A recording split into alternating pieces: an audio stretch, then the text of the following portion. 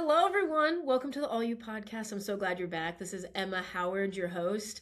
And today, guys, one of my friends is here, and you are going to get a hoot out of it.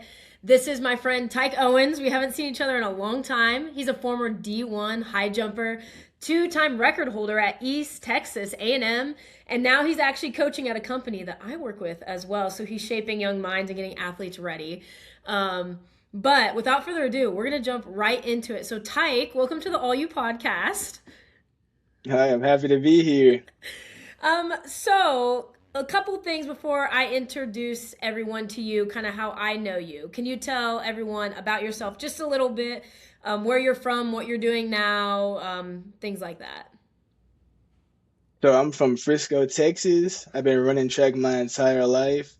I just finished up running D1 track at East Texas A&M, and now I'm training to try to go pro this year in July at the U.S. Championships. Dang. Yeah, yeah, and I'm also coaching. So I have my own coaching business, and I coach for a performance course part-time. And don't worry, y'all. If you're interested, I will link all his handles down below. You got to check him out, though. I all the time on my coaching account, I like repost your stuff because I'm like, Yeah. all my sprinters, I'm like, I'm not gonna do it. This is might as well use his content. So it's great stuff. Again, you have to follow him. Phenomenal stuff. But the thing that I was gonna say, so Tyke and I actually went on like a mission trip together when we were kids. Is that correct? Yeah, mission trip. I think it was either 2016 or 2017. We were high schoolers. As you know, we're adults Yeah. now. I remember it was Tyke, me, and a couple other athletes. We were just those people that like you did not want to mess with us. I mean, you didn't want to mess with Tyke. You knew he was fast. You wanted him on your team. I think we played basketball some. That's probably where your Yeah. hops came from. You'll have to look up his video of him dunking, guys. It's pretty impressive.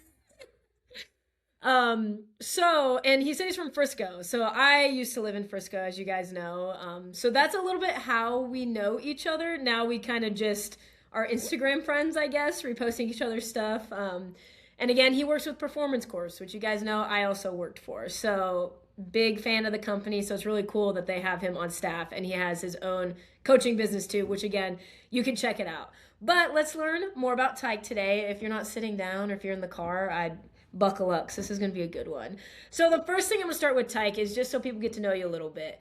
What is one thing about your high school or collegiate journey that would surprise some people or something people assume about you that's just not true?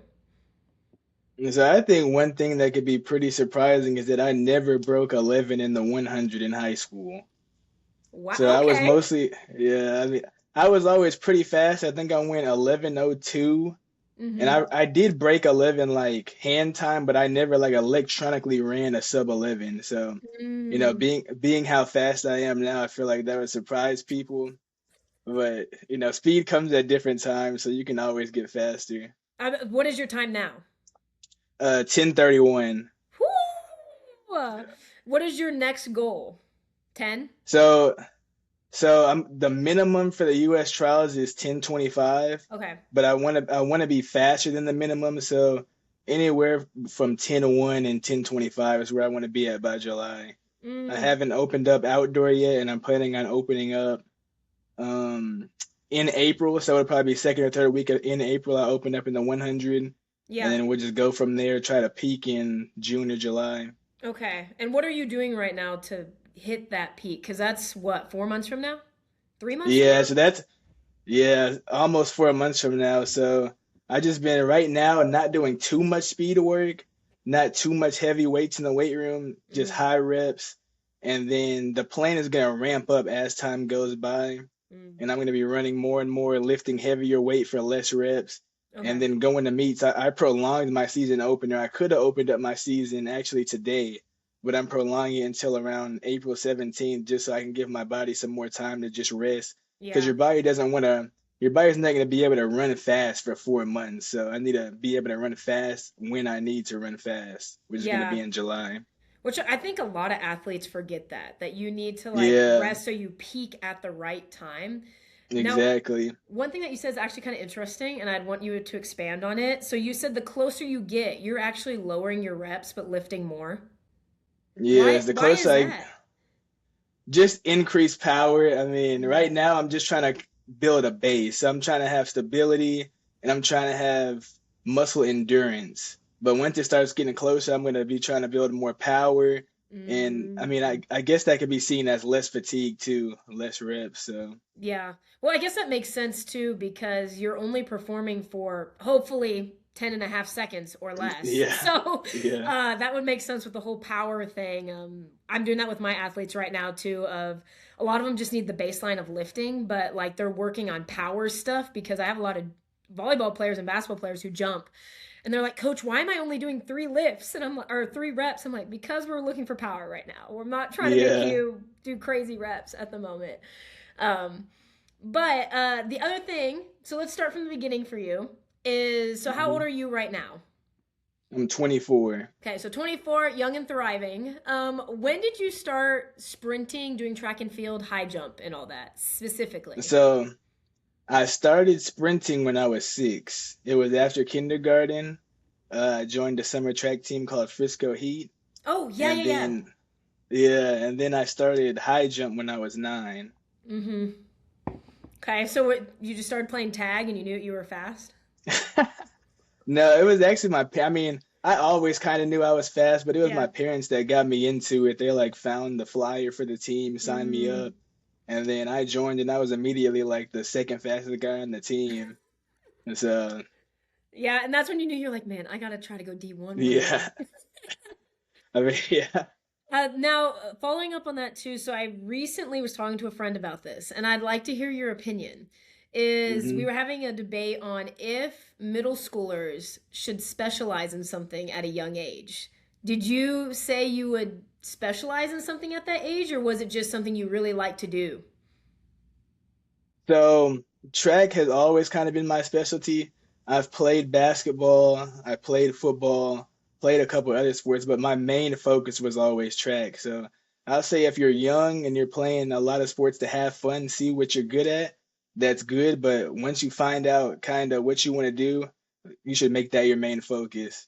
And I'm not saying like it's not okay to just go out and play other sports while you're young or anything, but Mhm. Yeah, one thing I or wish I would have did was just more year-round training when it comes to track whenever I was younger. do you think, because I know there's a lot of controversy around that, do you think that there are certain motives for certain athletes to do it year round without getting burnt out?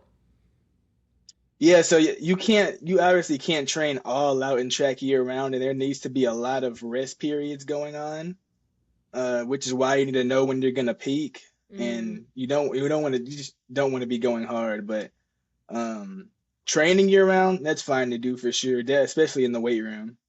Oh, I 100% agree with that. Like, I think people from a younger age need to know how to use the weight room and use it efficiently because as you Yeah, get older, and I mean, you know, like in college, they're going to expect you to know all these lifts. And you can be a phenomenal athlete, but if you don't know how to work the weight room and you go in and they're like, hey, we need you to do a hang clean.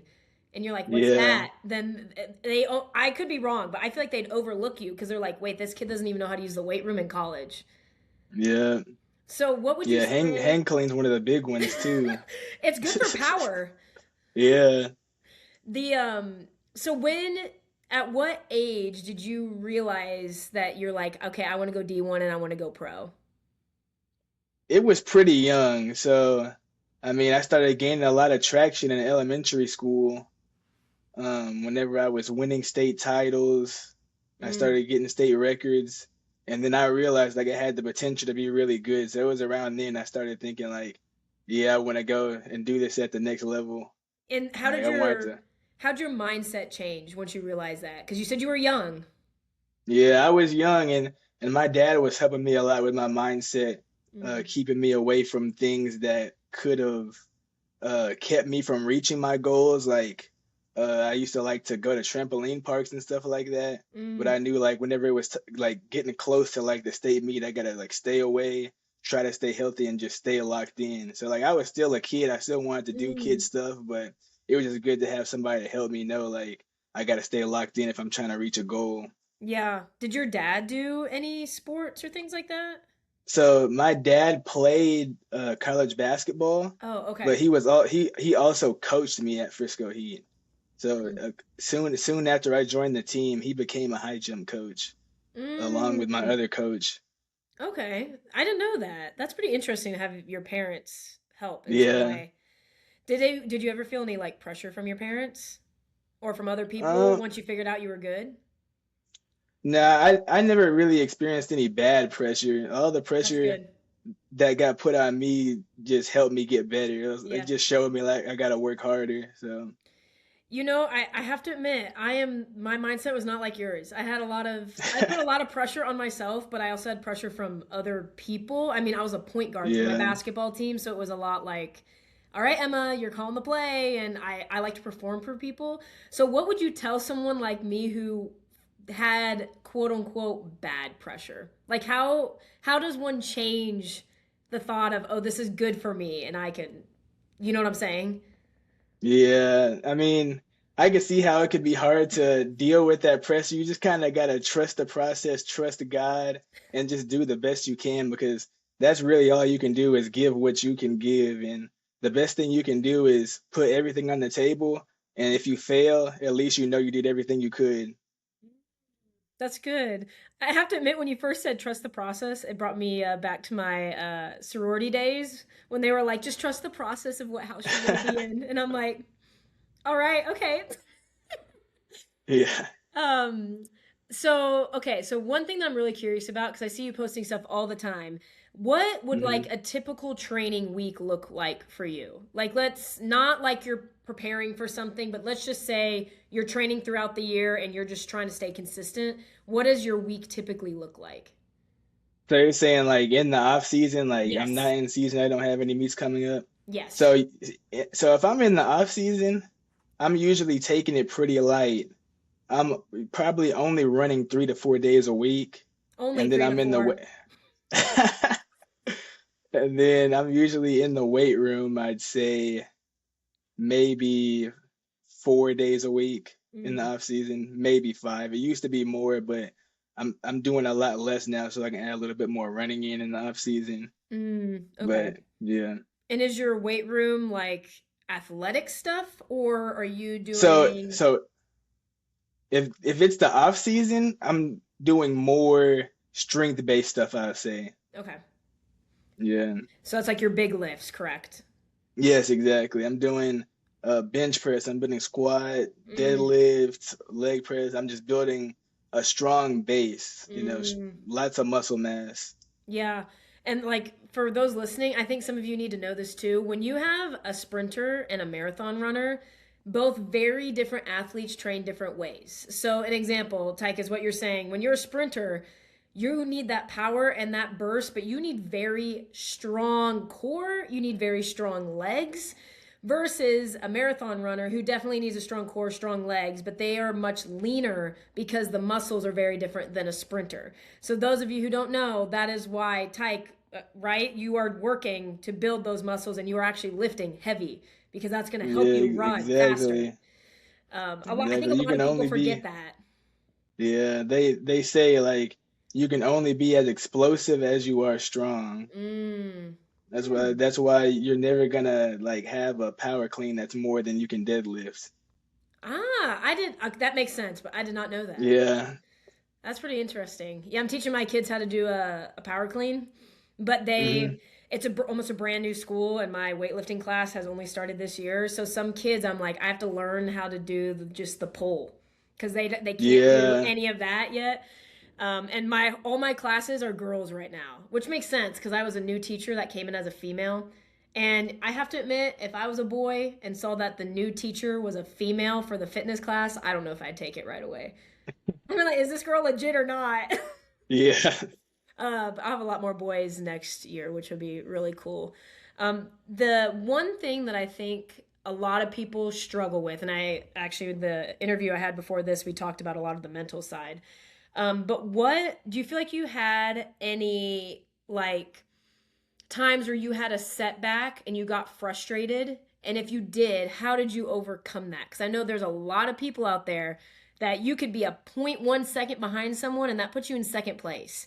And some people that can fuel them and some people that can really like hurt them because they're like, oh, that was point 0.1 second. So what would you do in that sense if that happened? And so it's funny because a setback is actually what got me to the D1 level. So I've been Really? dealing with, yeah, my Okay. entire life, I've been dealing with patellar tendonitis in both of my knees. Mm. Yeah, so inflammation, lots of pain, and it's basically only caused from jumping. So jumping is what aggravates it. And then if it's aggravated, the swelling could last for like a couple of days and it could affect me like running, doing other stuff. So when I started my college career, I was at a small NAIA in Kansas called Tabor College, Okay. and I was jumping and sprinting. But Mm. my main focus was high jump because that was what I was scoring more points for the team in. I Yeah. won conference as a freshman and qualified for nationals, so I was, focused on trying to get the outdoor score record for the school Yeah. and try to like make nationals again. And then, but the knee pain was just getting to a point where it was too bad. Yeah. So I was like, I'm gonna like take a step away from high jump. I was still jumping, but like a couple meets I wouldn't jump here and there, and I would focus more on my sprinting. Mm. And once I started focusing more on my sprinting, that's whenever I was able to get faster and then make it D1. But once I Mm. did make it D1, I kept jumping, and the pain did go away. It would Mhm. come back here and there, but I had to end up deciding to focus on sprints. Yeah. So did you have like a trainer that helped you through all of that, or like what was their recommendation? So, I mean, I've had it my whole life, so I went through everything you could probably imagine. I went through therapy, like looking up stuff online. Mm. But for me, I just felt like it was a lot of trauma for jumping so long, put like so much, like 3, 4 times a week jumping. Mm. So where it was just like there's probably scar tissue build up and it just wouldn't go away. But the good part about it is that it only gets aggravated from like maximal jumping. Okay. So I can do like plyometrics, I can do sprinting, I can lift as much weight as I want and I won't experience any pain as long as it's not already aggravated. Mm. Well, that makes a lot of sense because I was like, he does all these jumping videos. Yeah. Is his knee not hurting? Yeah. No, when I tore my ACL, I was very similar. Like during flag football, you cut pretty hard. And I remember that I Hmm. had to take it a little bit easy, which was not my favorite because as a quarterback, you really have to do some of that stuff. And so they moved me to like a running back, which is still cutting, but not as much, at least for flag football. But it was one of those of like with training, I tell kids all the time, I'm like, you got to go to your training. Like, you got to make sure you're doing the correct things because if you don't do that, it won't heal correctly. And I mean, from a young kid's perspective, they're like, man, coach, I don't want to do that. And I'm like, well, you can or you cannot. That's your own choice to do that. Um, but yeah, anyway, with that happening, so it's doing better now, correct? Yeah, it's doing a lot better now. It really doesn't bother me at all now that I'm just a sprinter now. So Mm, I've kind of okay. like locked in what I can do and what I can't do to make sure it Okay. stays healthy. What are some of the things that you've learned that you made mistakes from and learned from that you would advise other people to watch out for? And so I'd say overtraining, number one. You can't do too much sprinting in a week. You Yeah. can't do too much speed endurance in a week. You can't do too much lifting on a specific body part in a week. And Mm. then something a lot of people probably don't know, you also can't do too much stretching in a week. You want to Oh. stretch you want to stretch, but you want to stretch sparingly, especially when it comes to certain things like the hamstring, because it can create like kind of like micro trauma to where your Mm. hamstring almost views it like a workout, especially if you're Oh. about to, yeah, especially if you're about to go out and run or do something. You don't want to stretch too much. So that Mm. was that was something I had to pick up over the years. So what is stretching too much? So stretching too much, one example is like if you're stretching like 30 seconds plus before you're about to do a workout, that's too much. If you're about to run and you're Mm. stretching for 30 seconds, that's not helping. That's probably gonna increase the risk of injury. You really want to do 10 seconds at the most per stretch before you run. Mm. And then I'll say if you're stretching to the point where you're like seeing pain and you're doing that every day, that's going to be really bad too.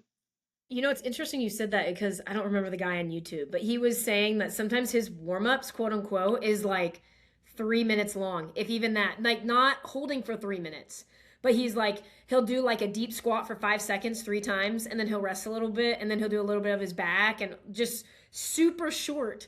And I'm glad you touched on that because Mhm. so many people, unless, I mean, I get it if it's like yoga or something like that, whatever. Yeah, yeah, But exactly. some people overstretch, and then sometimes it's like more flexible than it needs to be as well. So, like the hamstring example, I mean, that Yeah, becomes a workout. But if you're stretching the hamstring so much, and then you go like, okay, I need to do an RDL, it you don't feel it as much because you just worked out slash stretched it so much. yeah, That's just a big yeah, that's misconception that true. a lot of people have. Yeah, that's why you don't want to stretch too much before you run because whenever you run, you do need some tension in the muscle. The Yeah. tension's gonna be the like the power you get off the ground. Mm. Okay, so you're kind of coaching me at the same time, so this is a great transition. My first question is because I love performance course, so my first question is, how Yeah. did you get into that? Um, so I had a friend who did it. I Okay. had a friend who did a performance course, and then I was like, "How'd you get into it?"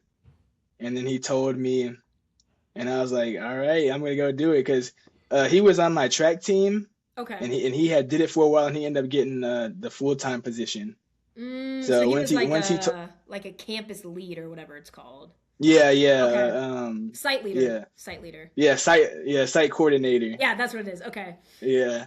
So he ended up becoming that, and then he got the full time, and he told me about it, and I was going back to the Dallas area, so Mm. I was the perfect fit for it. So I ended up getting the job and enjoyed it. That was a couple Yeah. of years ago. I've been doing it since. What school was that? I'm trying to see if I've been there. So the first school I started at was Memorial High School in Frisco. Oh, that's a good one. Yeah, You have some athletes there. yeah, Uh, yeah. It was a great school to be at. And then recently I've been at Caddo Mills High School. It's okay. like 30 minutes from me out here in East Texas. It's a smaller Mm, school. yeah, I yeah, think yeah. they're 4A. Yeah. Yes. No, I remember I mean, I worked at Centennial High School in Frisco. I didn't do PC Oh, there, okay. but yeah, anytime we played Memorial, I was like, because Centennial did not have a good basketball team when I first went, and I'm like, oh, we're about to get whooped. Um, Now the when you coach them, I'm assuming they love you because you can compete with them, correct? So Yeah. do you feel like there's a different type of respect for you as a coach because of that? Yeah, I mean, I like the fact that the athletes know that I'm athletic, and sometimes I'll even hop in there with them and do the workout with them. So, it shows like whenever I'm telling them stuff that at least I can back it up whenever I do stuff. So, yeah. I think that's one of the biggest flexes is when a coach can do something the athletes do. And Yeah. for me, it's a little easy for me to impress them because I'm a female. So anything Yeah. athletic, they're like, "Oh my gosh, coach knows what she's doing." And I remember they use I'm one of the few females because not many females do performance course, and so I had to help with a football Yeah. team. Oh my gosh, they were like all twice my size, and they had this thing where like if you said like this or like do the workout like this, not like demonstrating, you had to do like 10 push-ups every time you said it. And one of my friends said she had to do 60, and she did That's them, crazy. and like they were impressed. They're like, "Oh, you can do a push-up?" I'm like, I feel like every human should know how to do a push-up. What was the what was the punishment for it? Like, why did people have to do push-ups? So the reason you had to do it is when you demonstrate a workout, you want to be as Yeah. technical as possible. So example, a back squat. Okay, I'm going to put the bar here. I'm going to make sure it's on my traps by my back, and I'm going to whatever. Blah, blah, blah, blah. Well, if you said, okay, we're going to do the squat like this, so like not specific, you had to do 10 Yeah. push-ups because the kids, you have to be Yeah. specific. And I was like, oh Lord, man.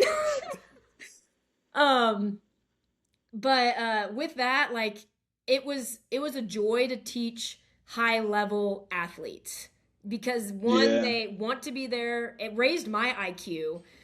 So what was it like for you to train those high level athletes as a high level athlete? I mean, same exact thing for me. I like training and coaching people that want to be coached. You know, Mm, I've coached some people at some programs where you can tell they don't want to be there, they're not putting the work in. But if somebody wants to put in the work, then the stuff that I say to them to help them out will give them so much more, and you just get to see them improve over the course of the summer, the off season session, or you mm, know, with my individual clients, a lot of them like to come out and put in the work really hard, so I'm getting to see a lot of good progress with them. that's good. Have you ever had clients or people that did not want to be there, and how did you handle it? So I had some at one of the programs I was with for performance course. I had a couple of groups that would come through, and you know, try to motivate them the best I could. Yeah, But whenever it comes to some people, it's like you gotta want it for yourself. So yeah. I mean, teaching's the same way. That's like they have to want it yeah, more than you. And I have to admit, depending on the program you're in, I will not call out certain programs, but some are a lot yeah, harsher than others. Where you walk in, you're like, "Whoa, what did I just hear in the weight room?" But it works. Whatever works, works, I yeah, guess. yeah, Uh, so do you coach guys and girls? yeah. That Your goes clients? guys, girls, high school and middle school. So. Okay, so what is something you've noticed about guy coaching men versus females? Um, I'll say more energy. I'll say the guys bring more energy. The Really? girl, yeah, the girls are easier to like to explain stuff to. Mm, They pay better attention. The yeah. guys, they always bring more energy when they come around. I would not have guessed that. Actually, maybe I have a little bit. I guess it depends on the age you're coaching, but I could see Yeah, how it like a high depends on school the setting girl. too. That's true. That is very true. And like, okay, so those of you who don't know, as Tyke, you started your business like last year? Yes, last beginning of last summer. Okay, so again, we'll link his stuff down below if you want to hit him up. But if someone was a new client, what would you start them with? So those who are listening, if they're like, man, I really want to check out Tyke, how do you start them? They're saying like if they came to me, what type of stuff would I give them? Yeah, so let's say you had someone come in and they're like, hey, I'm a 27-year-old female and I just want to get faster. Yeah, so main stuff I'd say is focus on the speed drills, like the Mm, dynamic warm up. It's not really a warm up, it's drills, and you want to focus on the form of the drills. So mm, because your body's gonna know what you do. So if you're doing it every day the right way, whenever you run, your body's gonna know what to do. If you're doing it wrong, you're gonna be developing bad habits when it's time to really run. So focus on the mm, drills and then plyometrics too. That's one thing I love to preach is plyometrics. It builds power, explosiveness. It's really one of mm. the best things you can do for speed. Yeah. The other day, this is like 2 days ago, I consider myself pretty athletic, but my coaching friend Perez, he's probably listening to this, we did plyometrics type, and it was one of those of like jump over hurdle with 1 foot, then land with two, and then you jump Hmm. like laterally, and then you go up with one leg onto a box. And it's Yeah. like again for certain athletes that's very good to do. But I was there, Tyke, and like today I am sore. Like Casey was doing legs, and I'm like, oh, I'm just gonna try to do a hang clean real quick. Nope, couldn't do it. My legs were Yeah. so sore. So people who are doing plyometrics, you don't even have to do a ton. You could literally do 5 sets of three, so you can work Yeah, on power, exactly. and it works. I'm like, oh my gosh, this is rough. Yeah. Yeah, I was just the other day, I had a sled workout. At the end of the workout, I did just a plyo circuit. It Yeah. was two exercises, but I was only doing 3 reps per exercise. So I was like, Mm. you don't have to do that many reps, especially if you're already pre-fatigued. Jeez. So you did a sled workout at the end of your workout. Already impressive. But is there a reason why you put plyos at the end? Because my coaching friend said the exact same thing. And I think some people try to do plyos at the beginning. I mean, you want your drills and your actual running part of the workout, you want to be fresh for that most of the time because whenever you're fresh, that's when you get the speed. Mm, Plyos, you can like designate a plyometric day to where you do plyos fresh, but usually I do my plyos at the end of the workout and the same thing for my clients so that whenever we're doing the actual running part of the workout, they're fresh, they're not too fatigued, and they can focus on the form, making sure they're doing Mm. everything properly. And I guess like you said, it makes sense too because you're only doing like two sets of like four for Yeah, Pilates. Yeah, that's fair. Do you have you ever done your athletic plyos in a corporate gym? Because I've done that many times. And yeah. I feel like I look stupid because no one else does them. I'm like, man, I'm just over here jumping. Yeah, that's how I feel whenever I go to like the campus rec here where all the regular students train at, and then I do like quarter squats or something. Yeah, Cause like if you're not an athlete, you don't really know about quarter squats probably. You think yeah. I'm probably just like doing an incorrect squat or I, something. Well, I was talking about that with someone the other day because, like, volleyball players, you want to do a deep squat with less weight because, I Yeah, mean, they have to get really low. But, like, basketball players, oh, that quarter squat is great. And a person was yeah, like, why are you doing quarter squats for basketball? And I said, since when do you see someone fully squat in basketball to get a rebound? No, it's yeah. not what you're doing. So, yeah, knowing different things you have to do and your clients and stuff like that. What would you say? I know this might be a meaty question, but what would you say is like your philosophy when you're coaching someone? And how would that philosophy change if you knew that they wanted to go pro? So in terms of philosophy, what do you mean? Do you mean like how I'm gonna frame the workout plan for them? So, like, here's an example for like basketball philosophy.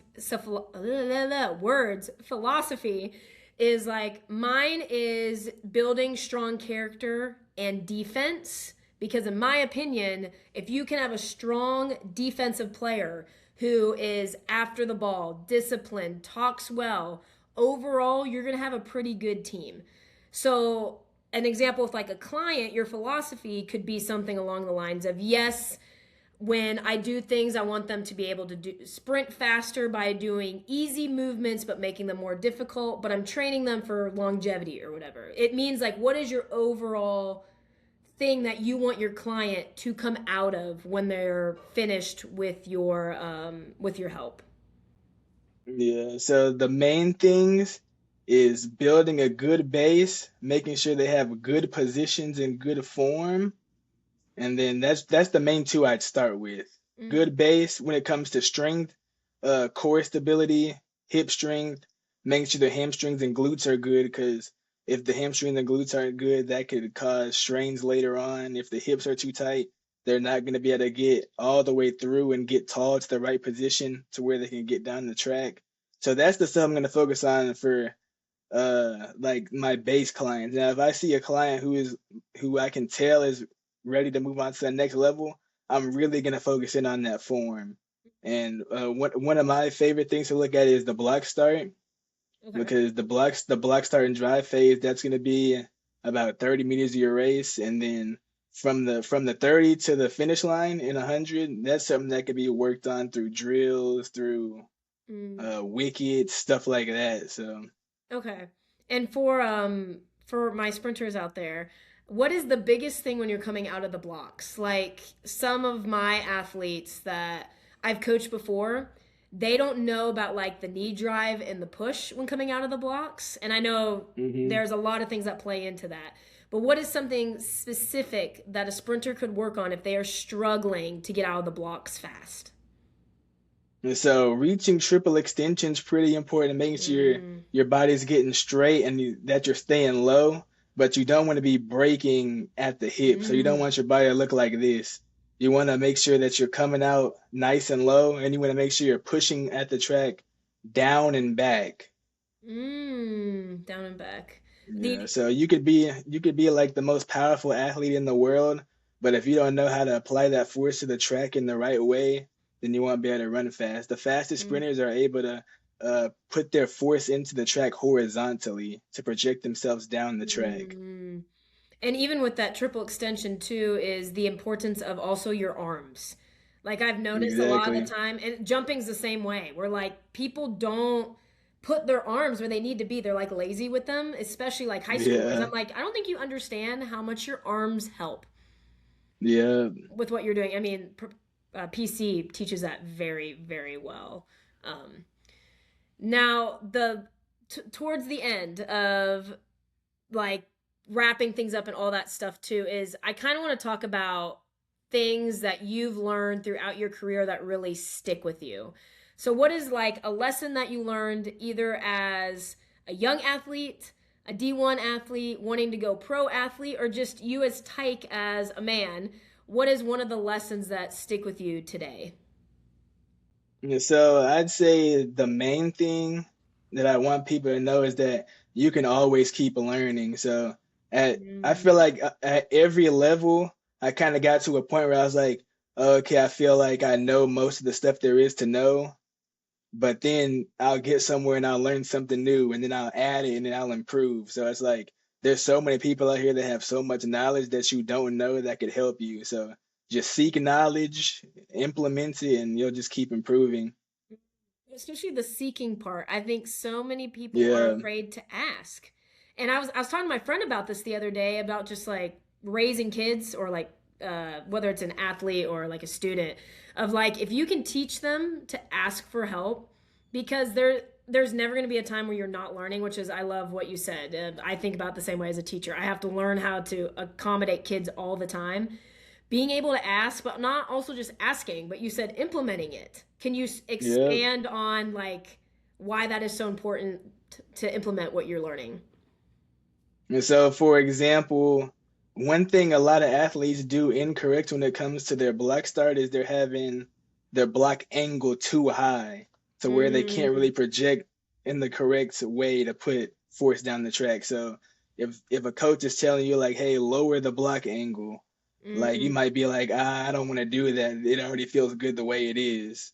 But you don't know, like if you were to try and implement it, you might get faster. You probably will mm. get faster because yeah. It's just like you Yeah. got to understand that coaches are coaches for a reason. Like they have Yes. years of experience. They've seen lots of athletes do things correct, incorrect, and they know Hmm. what's going to make you faster. So Yeah, and I think there comes a point where you can respectfully ask your coach of like, why am I doing this, or the yeah, reason behind it, because I do think that's important, because there's a lot of coaches out there who don't know what they're doing. And I yeah, was in that position at one point where I was hired as a basketball coach, but my second sport was volleyball, and I've only played volleyball for fun. So that whole yeah, year, I had to be like, okay, I asked my head coach, what am I doing here? I'd ask my senior athletes, hey, what am I doing here? And I didn't want to be ignorant about it, because then they wouldn't be a good team. And some people know this because they've heard this, but like my very first volleyball scrimmage, I didn't know how the rotation worked, and we sucked. Like we lost by like 22. And then they taught me the rotation, and then the next game we won by like 15. I was yeah, like, that was definitely a coaching error on me, and I had to humble myself to ask. And I think it's important, like you said, as even the highest of athletes who are breaking records, you can learn more every day. And those of you who are listening who think you know it all, we don't. No one yeah, knows it all. exactly. There's papers coming out all the time of different things that we can learn. I mean, you have Instagram, obviously be careful because some people just post to post, but Yeah, all the different things that we have as a continuous learner, I think is just extremely important. So yeah. I'm glad you touched on that. A lot of these pro track athletes, pro sprinters, they're touring the country, going around to different coaches just so they can get breakdowns of their sprint form, their block start, their mechanics, stuff like that. Like these are pros that have been doing it for years. Trayvon Bromell, who just got third place at the World Championship for the 60-meter dash. Yeah. Like he was just over on the East Coast getting some help from a coach. Mm, There was a guy, I forgot what his name was, but he's signed to On. He was actually out here getting some help from the coach at East Texas. So like this is mm. something that happens all the time. Like high level athletes are, Yeah. getting advice from lots of different coaches.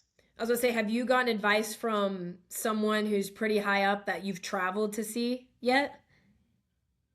Um, I've mostly just been getting help from my coach, just because as a D1 athlete, like I haven't really talked to many other coaches, but now that I'm kind of training on my own, I have a couple people helping me out. So So, I'm getting a lot of new stuff that I'm learning, a lot of new stuff that I'm implementing into my mm, workout program. so what does your coach do? Because you said someone else came to him for help. So, like, did he run as well? Yeah, he ran at the University of Colorado. Okay, are they pretty good? I'm assuming. Yeah, yeah, they're pretty good. Okay. That's nice that you have that resource though. That's like right Yeah. next to you and all these different things. Um, the last thing that I have for you, and then I'm going to give you like random questions that you can just answer Okay. fast. And then anything you have for me or anything that you want to tell the viewers and stuff like that.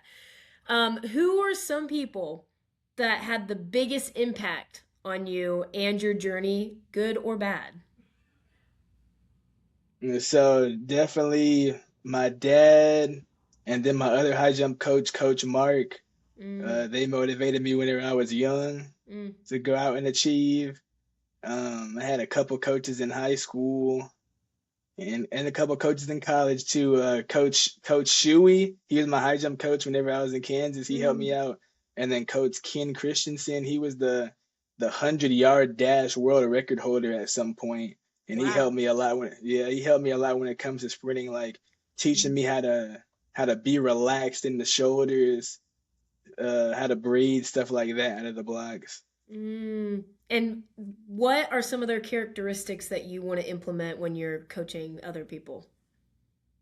Just I guess meeting them where they're at, I guess, Mm, because he kind of met me where I was at. He didn't make me feel ashamed of the stuff that I didn't know, and then he motivated me, like let me know that I can achieve these things that I want to achieve. Because step one to making it somewhere is belief. So mm, if you can breathe life into an athlete and help them believe that they can do it, then that's going to be a big help, just as much as fixing their mechanics or getting them in shape. mm. Bringing out that PC word of belief, man, right across the Yeah, shirt. Yeah, I read something the other yeah, day of sometimes you can have the best athlete, but they may not become an athlete because they didn't have anyone who believed in them. So they say as a yeah, coach, even if you're like, this kid's probably not very good, they like always believe in the kid because sometimes they just need that one person and then they're like, wait, and then they get like really good. yeah. I just think that's such a cool thing. But over all that stuff, before I ask you some quick questions for the viewers, is there anything else that you'd want to touch on or would want people to know?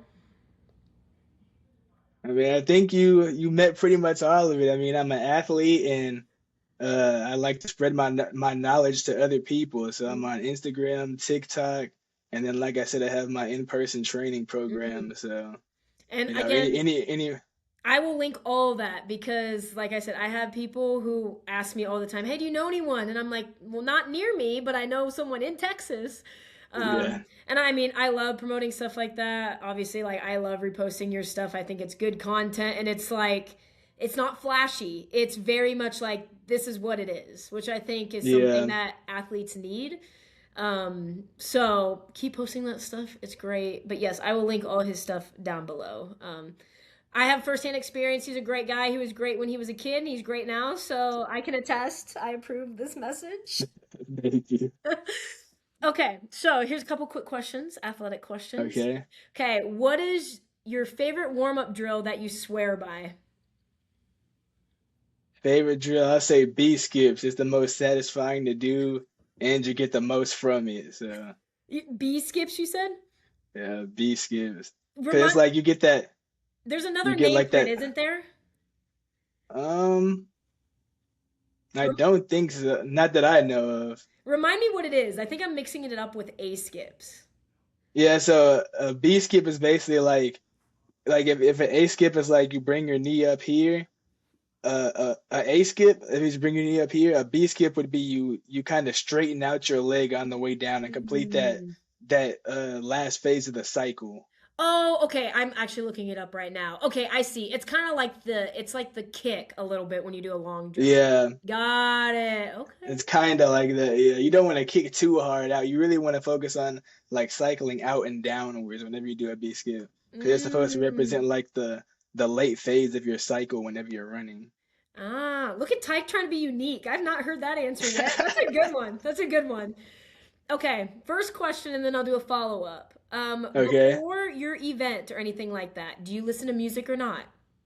I always do it. Yeah. Okay, what is your main hype song that you can go to every time? I'll say Diamond Eyes by Deftones. That's something I listen Oh, to. Yeah, that's something I always listening to get me hyped. Like whether I'm at the track, like in the weight room, about to hit a mm. max. And is it the same thing every time? Like, is it a routine? Yeah, it is. No, see, Yeah, I I mean love it. there's like other songs I'll mix in there, but Deftones, Yeah, y'all go look it up right now. I'm yeah. telling you, I'm the same way. I have like a certain song that I listen to when I'm about to get a good lift. I'm like, man, I gotta hit it this time. Yeah. Okay, next one. And you have like 10 seconds to think about it, and then you just gotta answer. What is Okay. one word to describe your athletic career thus far? I'll say growth. I'll say there was different moments where it seemed like the growth was gonna stop, but God just kept delivering and I kept Mm, improving. So, yeah. don't see the improvement stopping anytime soon. Hopefully I dip down into the nines next couple of years. Y'all go hit him up now while he's here, because then he's gonna get even better, and you're gonna be like, man, I knew that guy. It's kind of like the saying. I mean, I guess it's the same with Christianity a little bit. You're either going up or you're going down. So like Yeah. always growing. I think that's a good word. Always growing. God's pushing us. Okay, and then last one. Okay, what's the biggest takeaway from for anyone trying to go pro? Biggest takeaway. I'll just say just keep going at it. Keep believing yourself and trust God. That's all Mm, you can do. Just lay out everything you have, put in the work, and if you don't succeed, at least you know it wasn't on you. mm. And I lied. I actually have one more question because you brought it up, and I'm just curious. Do Okay, you think that being a Christian has helped you as an athlete? definitely. I wouldn't be here today without God. So Mm, praying, just having the ability to trust in Him and His plan, that's kept me from so much stress that I probably would have experienced if I didn't have God. So mm, I was blessed to just always know God. So whether it's praying before the meet or praying to be calm whenever I need to be poised, stuff like mm. that. Yeah, No, again, I just had an athlete who was talking about the same thing, and it just like naturally came up. And yeah, she was saying that it's like like they won the state tournament for volleyball, and she's like it brings this odd piece of if I make a mistake, I'm here for a reason. Like there's a reason I'm doing what I'm yeah, doing. If they're in a big, huge game and like her serve depends on it, she's like, I say a quick prayer, and I mean, this might be a little blunt, but I'm like, I don't know how athletes would do it if they weren't a Christian or didn't believe in a higher power. I think I'd struggle. yeah. It just comes down to trusting God's plan. Like even Mm, whenever something bad happens, you know that God planned for it, so you can just trust it and keep going. You can kind of bring light to it, like, okay, God did this for a reason. Let me just keep walking the path and see what God had planned for me. kind of like, I mean, with your high jump, I mean, you had to go to sprinting, and now Yeah. you're like a pro sprinter now because of that. Not quite, but Hey, we're next manifesting. We're yeah. manifesting. But yes, is there anything that you would like to say before you leave, or anyone you want to thank, or anything for the all you family to know about you? I'll just say thank you for having me on. This is my first time on the podcast, so Well, I'm I glad you're appreciate you. here. I Yeah. love to get a lot of different perspectives from athletes because a lot of the people that listen are athletes, both in their teens and also like 20s and 30s. And it's cool because I can talk all I want about certain things, but I don't live the life of a D1 athlete. I don't live the life of a high school athlete anymore, at least. I'm just on the coaching side. So it's really cool to Yeah. hear your journey, how you're helping people already. I think there needs to be more coaches like that who are living what they're coaching. I mean, I could preach that for days. So, again, guys, if you are looking for someone to work with, like Tyke is living what he preaches, and I think that's someone that you need. Say prayers for him as he's going through this time in July, and he's getting ready for all this stuff again. We're manifesting it now. We'll put up this episode again in July. Um, Yeah. but again, thank you so much, Tyke, for being on. I know it's been a long time coming, so I appreciate your patience with everything that's been going on, and I pray the best with everything that's coming your way. So let's end this off, Tyke. Let's see if you can do it. Okay. All right, y'all. Y'all are loved and worthy. And Tyke, remember, It's all you. it's all you. Beautiful. Bye, y'all. See you next time.